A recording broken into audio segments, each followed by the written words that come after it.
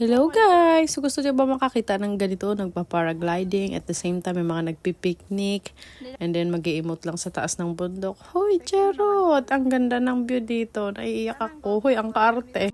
This is super easy hike. Pwede kayo mag-play ng golf. Hoy, charot!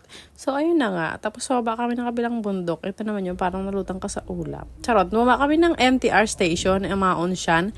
And then, nag-take kami ng bus ng NR84. Ito yon. Then, last stop kayo mismo bababa. Tapos yan, halos lahat ng tao dyan na yung bababa sa last stop. And then, yun na yung starting point.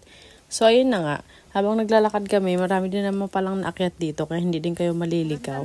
So dito kami dumaan. And then habang malayo, parang narinig nyo na yung lagaslas ng tubig. Nakakaya, gusto ko na maligo. Hoy, charot lang! Ayun, nakagaya ng sinabi ko, AC hike lang to, hagdan-hagdan lang. Hindi ganun kalaki ang mga steps dito. Hindi kayo maiiyak. Unlike to sa Sunset Peak na talaga naman 3 araw, 4 araw at akong nanginig sa pagod. Charot!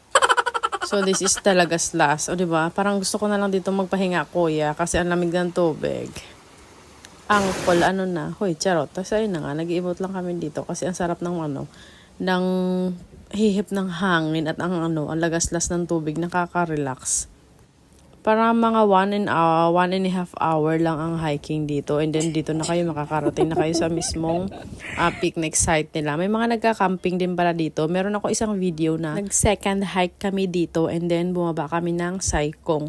Basta yung area pala dyan sa kabila ay Saikong na yan.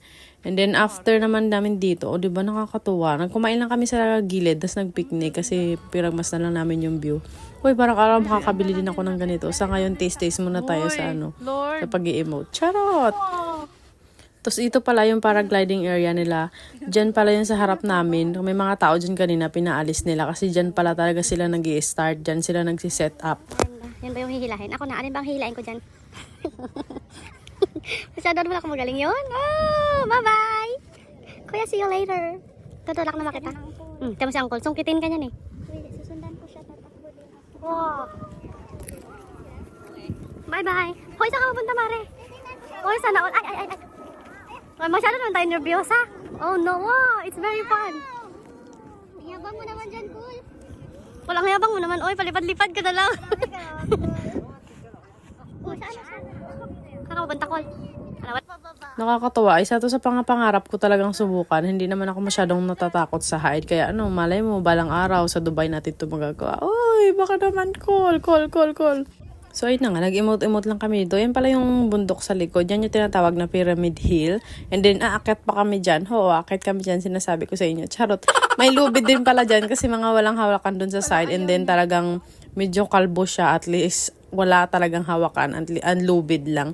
Oh, sorry, hindi ako nakapag-take ng video kasi akala namin dito na kami bababa din sa kabila. Yun pala, may babaan din pala dito sa pag-akyat mo ng Pyramid Hill. Doon sa kabila niya, may babaan pa din hanggang Maon Shan. So, hindi na kami nag-take ng video. Talaga naman nag-emote to diretso. Tapos, hindi na pala kami babalik. Hindi na kami umakyat ulit. Kasi nga, matarik din talaga to siya akyatin. Nakakapagod. So, this is our view for today. Yan, yung nakikita nyo yan, naakyatin din namin susunod na araw. Hindi pa nga lang namin alam kung saan talaga patungo yun.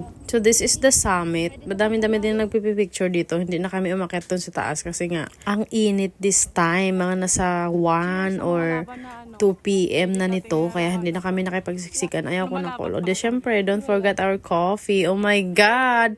Ano ba naman yan? Masarap pag-hiking yung tipo nanginginig ang tuhod. O, diba? Nakakayamot. Charot! May maliit din pala na bato na pinipicture ng ibang tao dyan. Kaso ang lakas ng hangin this time. Kaya hindi na ako nagpumilit. Kasi baka naman huling hiking ko na to at magiging kwento na lang din ako. Uy, charot lang. This is the other side of the Pyramid Hill. And doon yung kabila kanina. Yun yung picnic site naman nila. Thank you! Next time again. See you!